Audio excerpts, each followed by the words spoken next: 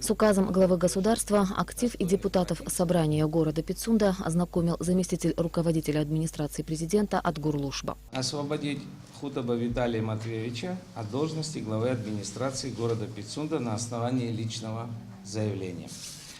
И второй указ назначить исполняющим обязанности главы администрации города Пицунда Ванаба Нодари Рауфовича. Как было отмечено, Виталий Хутаба освобожден от должности согласно поданному заявлению. Решение взвешенное и добровольное, подчеркнул бывший руководитель, обращаясь к коллективу, с которым проработал чуть более года.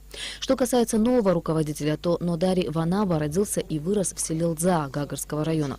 После окончания второй пицунской школы он поступил в Кабардино-Балкарский агромелиоративный институт на специальность инженер-механик сельхозмашин и транспорта. Себя характеризовать не буду, все вы меня знаете.